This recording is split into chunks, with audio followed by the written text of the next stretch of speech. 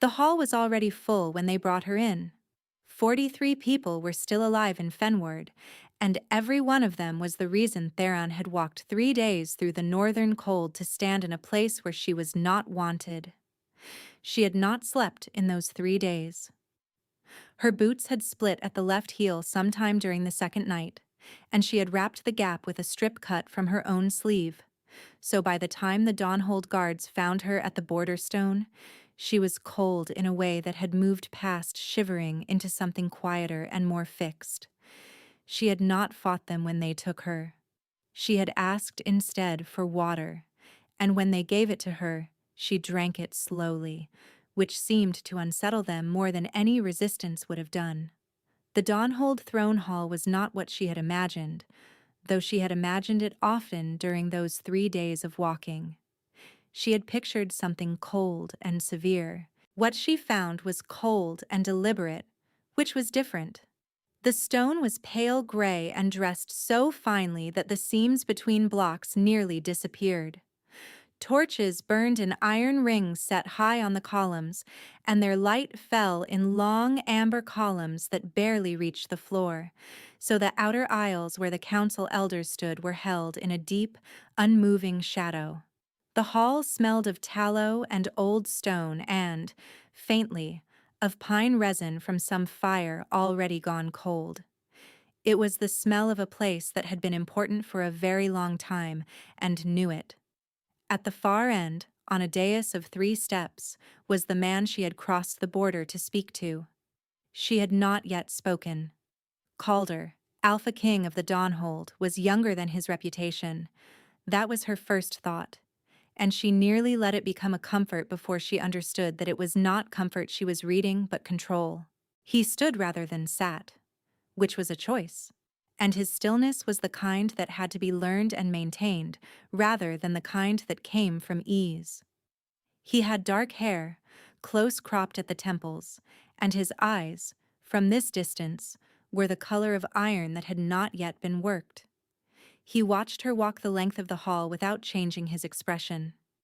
He did not look at the guards flanking her. He looked at her. She kept her hands open at her sides. It was important to keep her hands open. One of the elders on the left side of the hall did not wait for the guards to stop her. He was an old man in a white fur collar, and he had the kind of face that had grown comfortable with its own displeasure. He spoke before she reached the foot of the dais. "This is the one from Fenward," Elder Voss said. Not to her, not to the king, but to the room. "A spy sent south with a pretty mouth and nothing else. She carries no bond papers, no formal tribute, no elder sanction. She came through the border stone on foot and alone, which means she was either sent to scout or sent to be caught." He paused, and the pause had the texture of someone enjoying himself. "The Fenward wolves are clever enough to know a woman costs nothing to lose." The room did not gasp. It absorbed the words the way a stone floor absorbs water, taking them down and holding them. Theron said nothing. She had prepared for this, or had prepared as much as 3 days of cold walking allowed. She set her eyes on the man on the dais and waited. Calder looked at Voss for exactly the duration of one breath, then he looked back at her. "Theron of Fenward," he said. His voice was level and unhurried, and it filled the hall without effort. "You may state your purpose." She heard it in the way he said her name, the certainty of it. The way a man says a name he has known for some time and does not need confirmed. She had not yet told anyone her name. She had not introduced herself to the guards. She had not spoken it aloud since she left Fenward.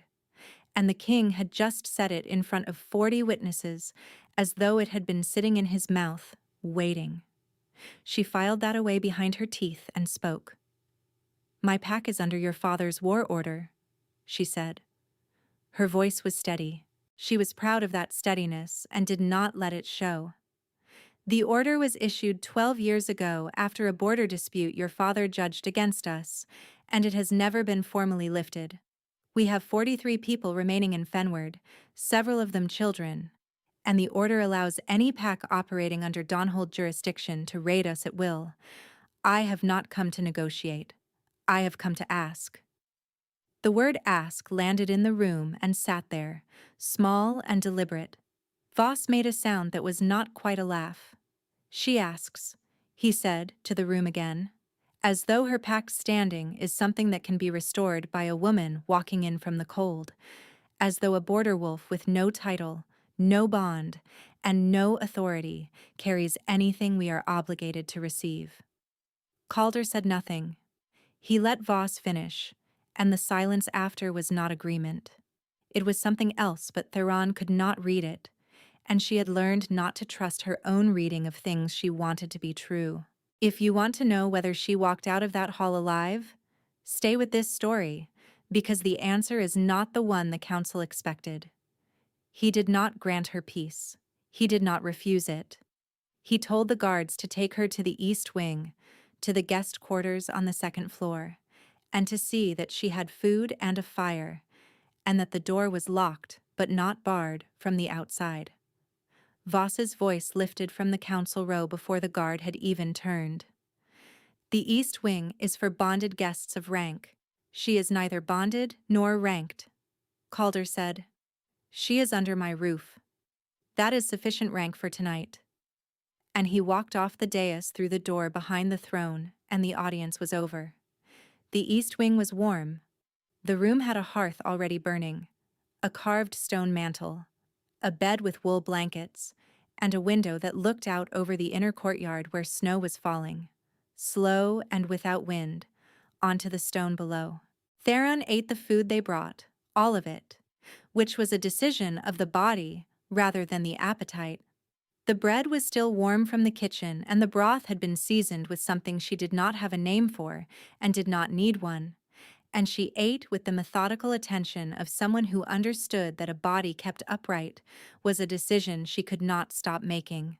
Then she sat by the fire and took off her left boot and examined the split heel she had been walking on for 2 days.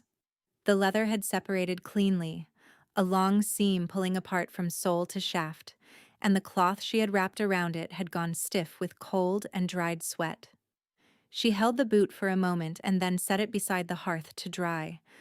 The guard outside her door was stationed close enough that she could hear his feet shift on the stone. The door was locked. She was not in a cell. She did not know what that meant. She told herself it meant nothing.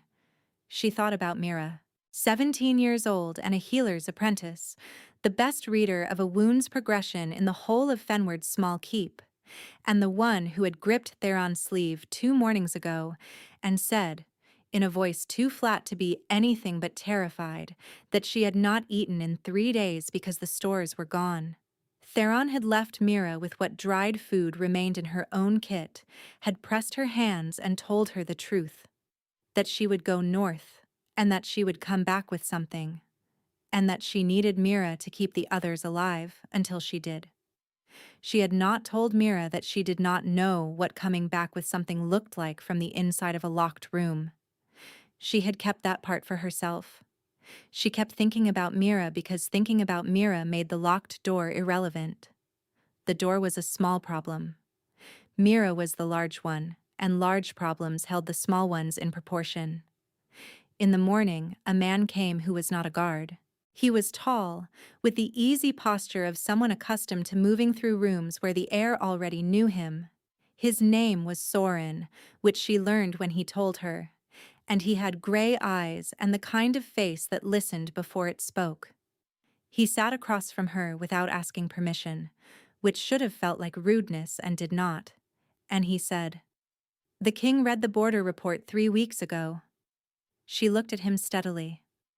"When you crossed," Sorin said, "we already had your name in the file, your pack register, your rank within it, your approximate age and description. The border patrol that found you was not surprised. They had been told to expect a Fenward woman traveling alone and to bring her in without harm if she came unarmed."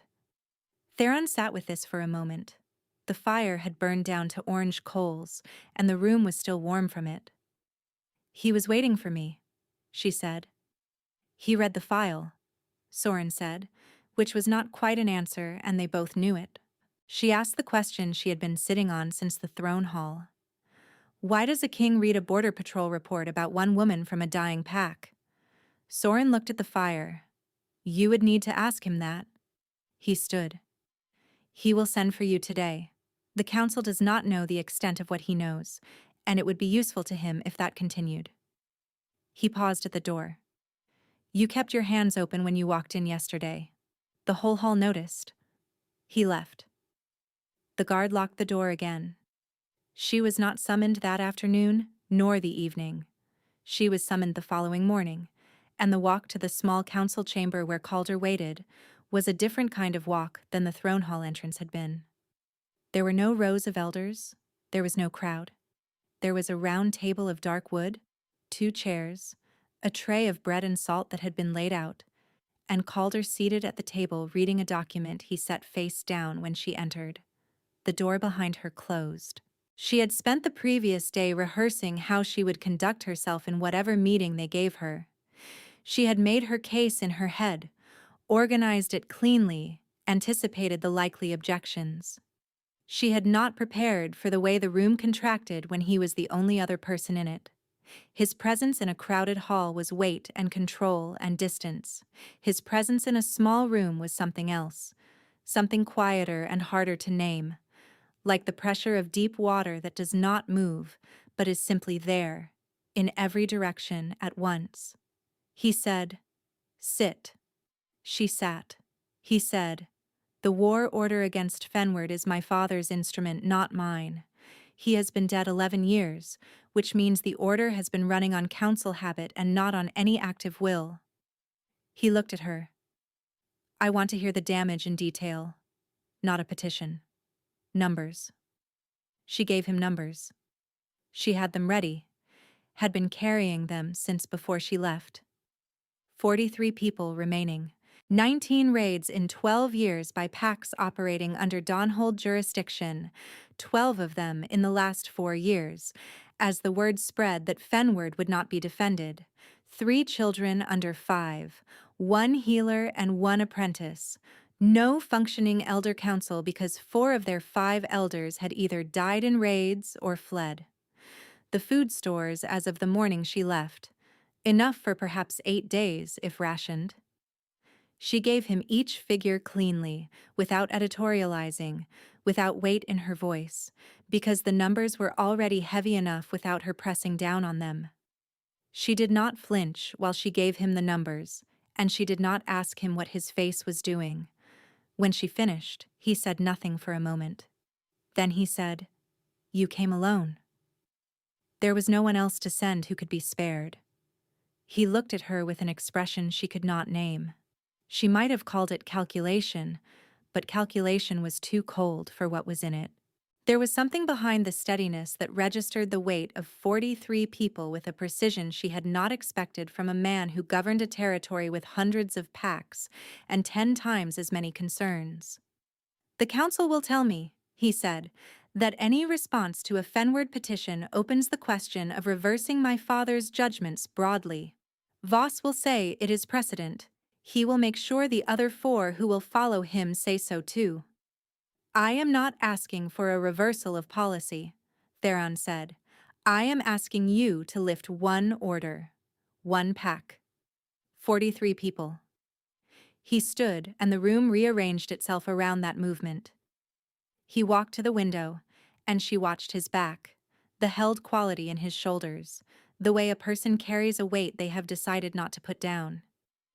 He stood there for long enough that the silence between them stopped being uncomfortable and became something more like a shared thing, 2 people occupying the same air without pretending otherwise.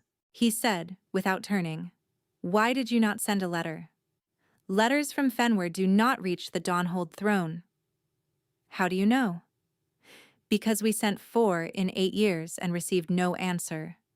She paused. "I thought perhaps a person would be harder to ignore than paper." He turned at that. She had not expected the slight change in his face, which she would not have called softness, but which was the absence, brief and immediately recovered, of the control he usually held in place. The briefness of it was what made it legible. A man who never dropped the mask does not know he has dropped it for a second. He recovered before she could respond to what she had seen, and she let him have the recovery without pressing on it. He said, "You may remain in the East Wing until the council session 3 days from now. I will hear the question formally."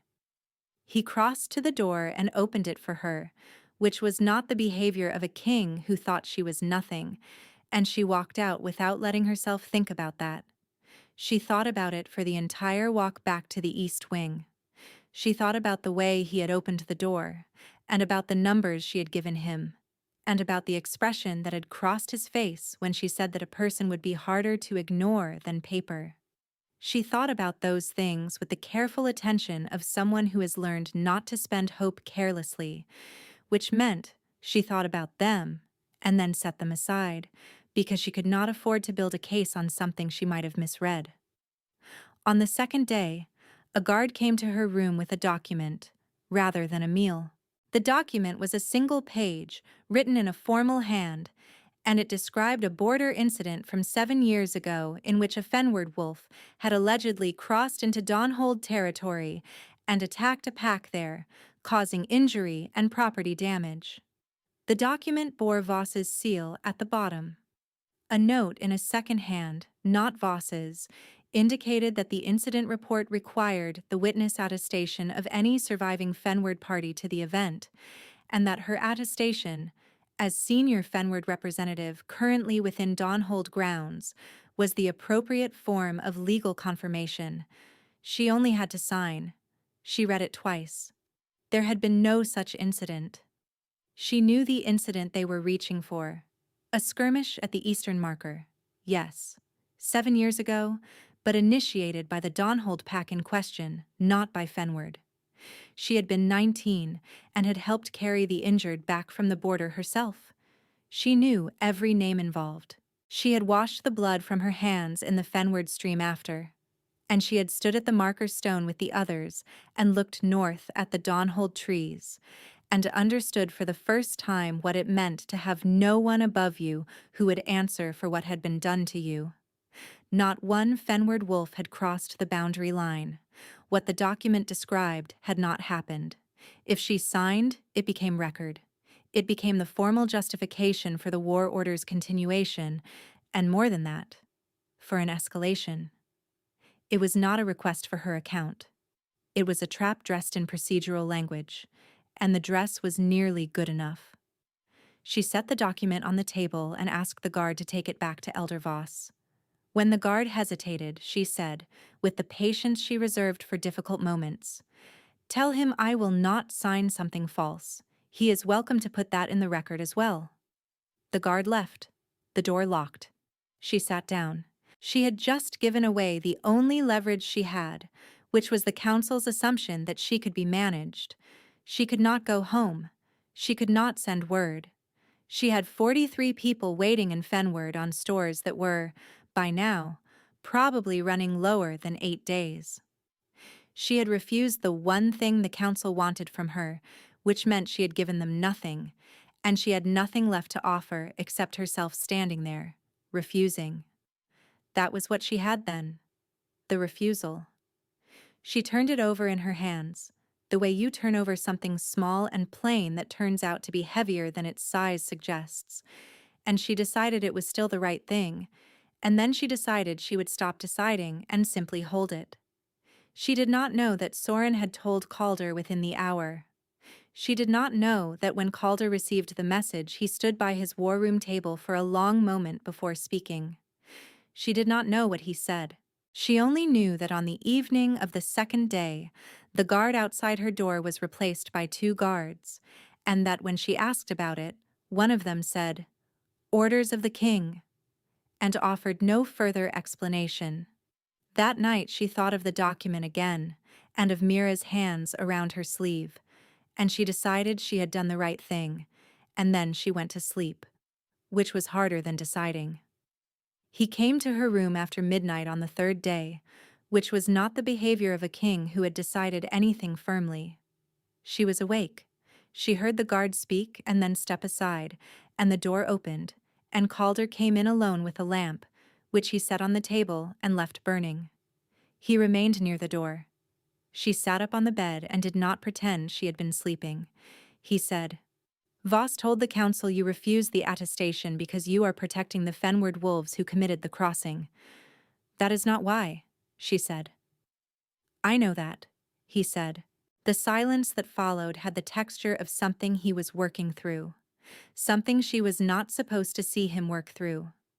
She sat very still and let him do it.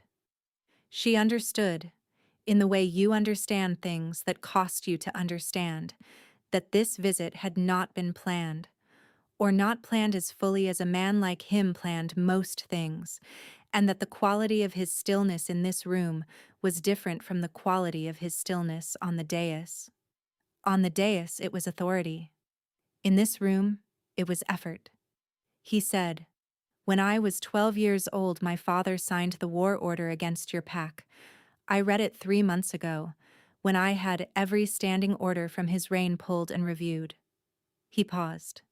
He issued it because your pack elder refused to give testimony in a boundary case he had already decided. It was an instrument of spite, not justice. She said, I know. He looked at her. A muscle in his jaw moved once. The council session is tomorrow morning, he said. Voss will bring the attestation question to the floor. He has 4 votes to my 3 on the lifting of the order, and the law requires a council majority for any reversal of a standing decree. He also has a second motion ready. He stopped. She waited. Lady Sereth of the Veldmark has made a formal bond claim petition, he said.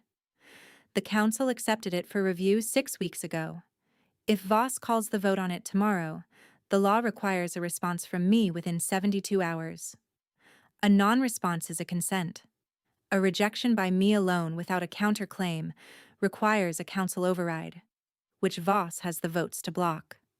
He looked at her, and she thought, briefly and with absolute clarity, that he had not intended to tell her this much. The words had the quality of something that had traveled a long way to reach the surface and had arrived before he was ready for them.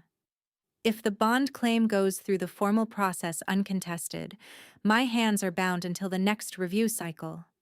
She understood what he was telling her.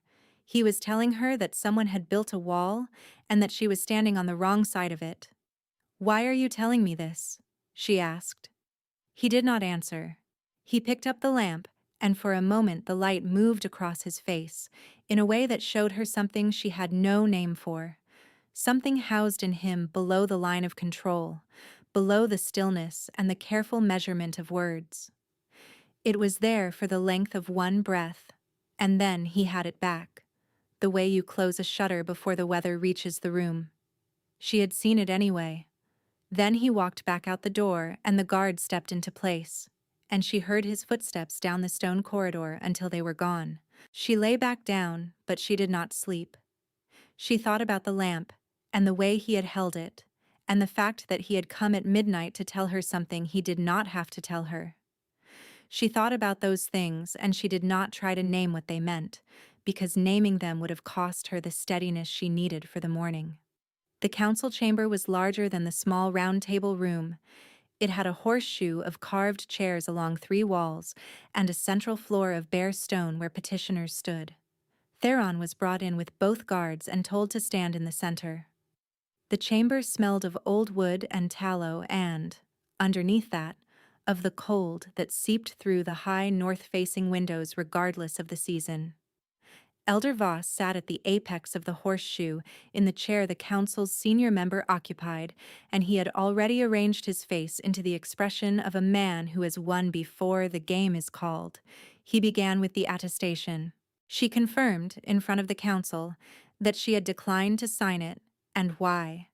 He let her say why. He let the words land in the room, and then he said, for the benefit of the assembled elders. She refuses to provide documentation that would help this council understand the nature of Fenward's history with the Dawnhold boundary. A spy sent to minimize what her pack is responsible for is still a spy.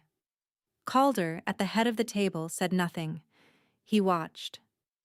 A second matter, Voss said. He produced the bond claim petition and placed it on the arm of his chair with the deliberateness of someone who had been saving a particular card and was pleased by the moment of its deployment. Lady Serath of the Veldmark has filed in good order. The king has received and not responded. We call the formal vote on receipt. 3 elders raised their hands, then a fourth, then Voss himself. 4 of 7. The motion passed. Voss turned to Theron, and the satisfaction in his face was a private thing he had chosen to make public. He looked at her with the confidence of a man who had arranged every piece of what was about to happen and wanted her to know it. The Fenward petition is denied. The war order stands. You will be escorted to the border tomorrow morning as an enemy tribute who came uninvited and leaves empty-handed. He let the pause carry its weight. That is what you are. That is all you have ever been. A woman with 43 hungry people and a story about walking through snow, sent to soften a king who cannot afford to be softened. The room held very still. She thought of Mira, the 8 days of food that was now probably 3 days of food. She thought of the 43 people in Fenward who had not been able to come north themselves. She thought of what she had left to give, which was the same answer she had arrived at 2 nights ago, sitting by the fire, nothing except the refusal. She looked at Voss and she said, "The incident in your document never happened. Every person in Fenward who was alive 7 years ago knows it. If you want a record, write that I said so here, under your roof, with your council present. Put my name on that." She heard the doors at the far end of the chamber open. Calder walked into the council chamber the way the weather enters a room when a window is opened, without announcement, without violence, but with a completeness that made everything that had been the air before simply not the air anymore. He had not been seated at the council table. He had entered from the main doors, which meant he had been outside the chamber when the vote was called, and had come through them now, and every person in the horseshoe understood that at the same moment. He did not take his chair. He walked to the center of the floor, to the place where Theron stood, and he stopped 3 feet from her. He said, in the direction of the council and not to her, "I am exercising the Crown's right of direct counterclaim." Voss's face changed. "The bond claim vote has already passed council receipt." "Receipt is not approval," Calder said. "The law permits a Crown counterclaim within the reception window, and the reception window does not close until midnight." He turned then, fully, and looked at Theron, and the look was not political. It was not performed. It was the look of a man who had been carrying something for 3 days and had decided to set it down in public, in front of witnesses, where it could not be privately retracted. The hall full of witnesses had fallen silent enough that she could hear the torches hissing in their rings. "Theron of Fenward," he said, each word set down like a stone being placed with deliberate care, one beside the next, so that the thing they built would not come apart. "I name you under my protection, by Crown right, as the woman I choose." She did not move. She did not know how to move. He said, more quietly, still in front of everyone, "You came here alone. You could have lied, and you refused to. You could have been managed, and you refused to. A king who cannot see that is not worth the protection you walked 3 days to ask for." Voss's voice cut across the chamber. "This is irregular. This violates the spirit of the claim process." Calder looked at him. "You have something to say about the spirit of a process, Elder Voss. The man who wrote a fabricated incident report and sent it to a guest in my East Wing to sign under duress." He said it conversationally, without heat. "The way you state a fact that does not require your opinion to be true. Bring the document to this floor if you would like to discuss the spirit of processes." The silence that followed was a different kind of silence. It was the kind that forms around a thing that cannot be unsaid, that settles into the room and becomes part of the architecture of it, and will be there long after the people present have gone. Calder turned back to Theron, He extended his hand, open, palm up, not a command. The question was in his face, finally unguarded, finally visible, the question he had been managing for 3 days, whether she would take it. She looked at his hand for a breath. She placed her hand in his. His fingers closed around hers, and the warmth of it went through her all the way to the split-heeled left foot, and she let it.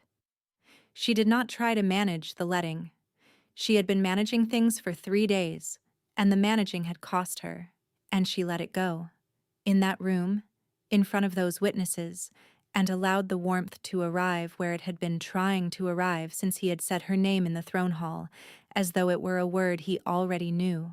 He said to the council, still holding her hand, "The war order against Fenward is lifted.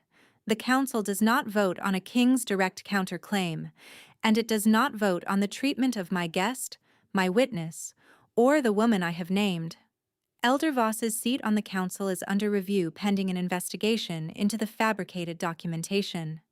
That investigation begins today." He looked at the remaining elders, the 3 who had voted with him on the war order, and they met his gaze without flinching. The 4 who had voted with Voss did not look at one another. "The Dawn holds 40 years of maintaining war orders as administrative habit rather than active justice ends with this term.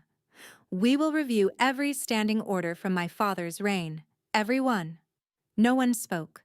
Lady Sarath left the chamber, which was her answer to all of it. She rose from her place among the observers at the outer edge of the horseshoe and walked to the side door with the composed precision of a woman who has calculated her exit in advance and prefers to make it while the frame is still hers to choose. The door closed behind her. Her departure was quiet and permanent, and it took with it the last formal claim on the shape of what this room had just become. Theron stood in the center of the stone floor, her hand in Calder's, in the same room where Voss had called her an enemy tribute 3 minutes ago, and she felt the difference between those 2 moments as a physical thing, a loosening in her chest that she had not known was contracted because it had been contracted since before she crossed the border stone, not since the morning she left Fenward. Before that. Since the first raid she could remember, when she had understood that no one above her in the world's arrangement was going to look down and see them. She thought briefly of Fenward, of 43 people, 3 children under 5, 1 healer and 1 apprentice, the stores that were down to 3 or 4 days at this point.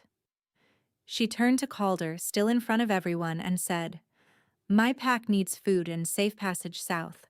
Today, if possible." He said, "Soren." Soren from the doorway said, "Already arranged. I sent the supply party this morning." She looked at Soren. He had the expression of a man who had been waiting a reasonable amount of time for someone to ask that specific question. There was something in his face that was not quite a smile, but occupied the same territory. "This morning," she said. "Before the council session," Soren confirmed. Someone had to be practical about it. 3 days later, the first supply party arrived in Fenward. The same day, the Dawnhold border riders formally acknowledged the lifted order at the boundary stones, and the packs who had been raiding under Dawnhold jurisdiction received the notification by messenger, which carried the king's seal and needed no further explanation. Theron heard about the supply party's arrival from Soren, who came to the East Wing as he had a habit of doing, and told her in the same tone he used for everything, direct, without ornamentation. 43, he said. All of them. Your healer's apprentice told the supply captain she had rationed the stores to 9 days, and 9 days was exactly what she had. She did not cry. She stood at the window and looked at the courtyard where snow was still falling, slow and without wind, onto the stone, and she breathed for a moment with her whole chest, which was something she had not done since she left. The air came in and went out, and the second time it came out, it carried with it something she had been holding since she pressed her hands against the border stone and crossed north into the cold.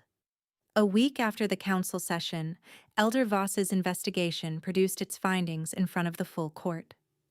The fabricated document was one of 4 such instruments he had used across his tenure, 2 of them connected to ongoing suppression of smaller pacts in the outer Dawnhold territory.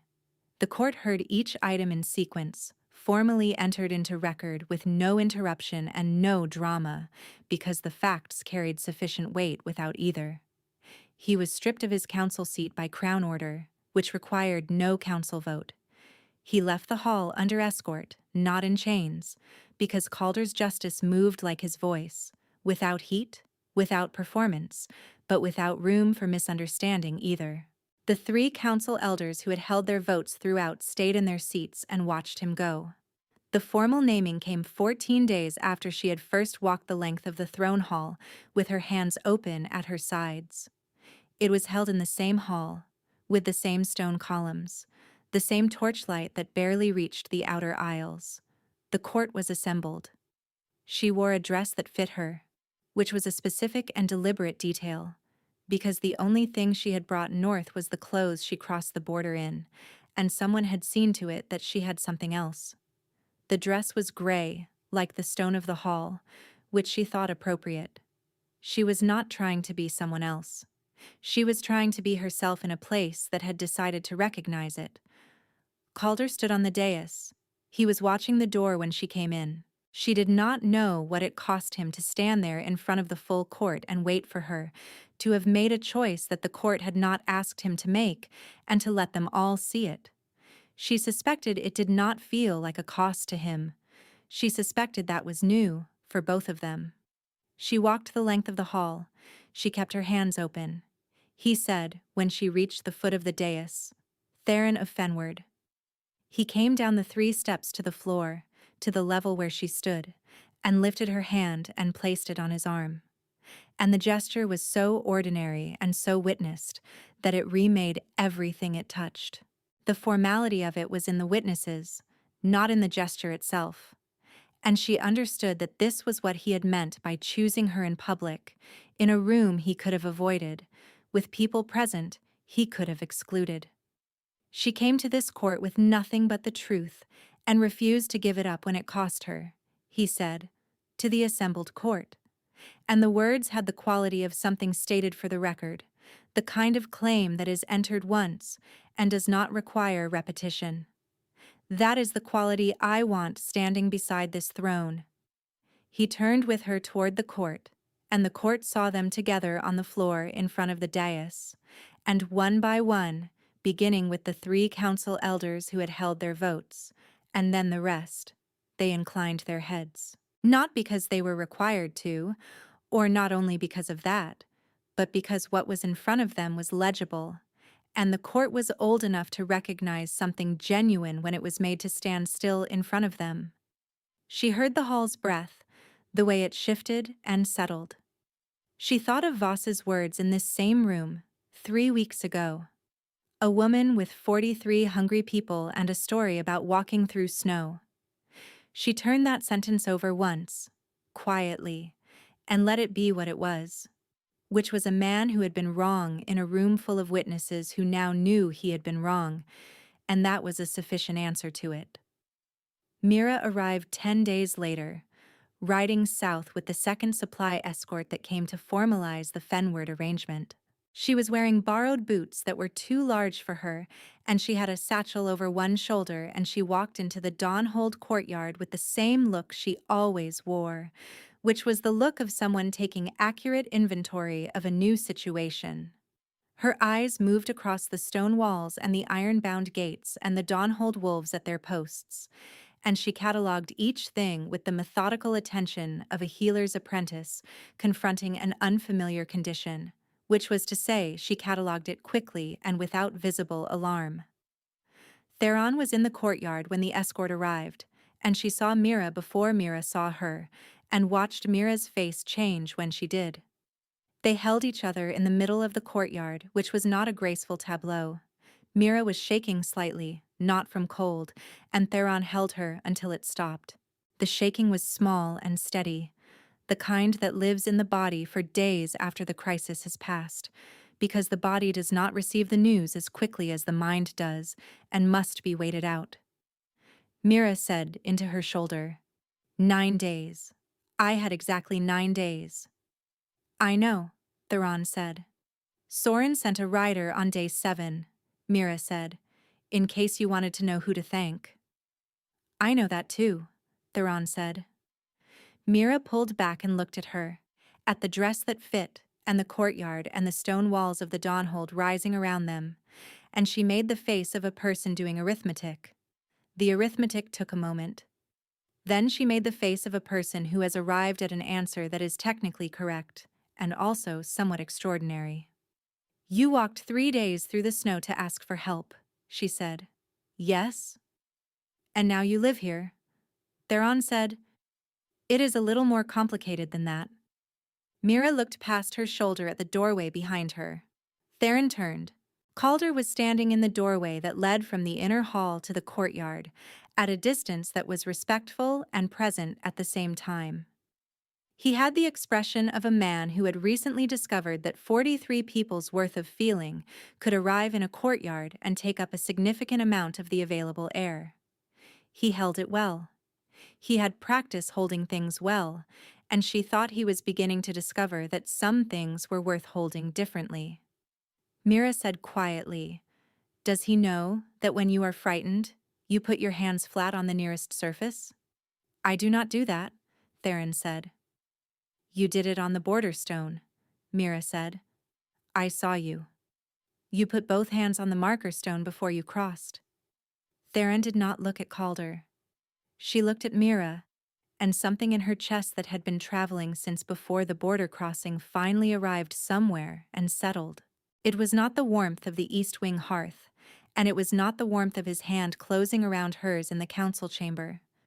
It was the warmth of a specific person who knew which surface she reached for when she was afraid, standing in front of her, alive, in borrowed boots, in a courtyard that was now, in whatever complicated way Theron had not yet fully mapped, also hers.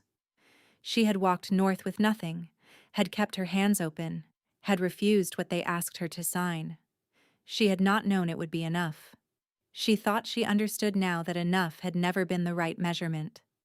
The right measurement was what was true, set down in a room where it could not be taken back. The border stone was still standing on the northern edge of Fenward territory. She knew that. She knew she had put her hands on it before she crossed. The way Mira said, both palms flat against the cold granite, feeling the solidity of a thing that did not ask anything of her. That was 3 weeks ago. The stone had not moved. The line it marked had not moved. What had moved was everything else, the order, the record, the standing, the name by which the court would call her when she entered the throne hall from now on, which was not nothing and not territory girl and not enemy tribute. The hall knew what to call her now. She had walked in with open hands. She walked back in with them held.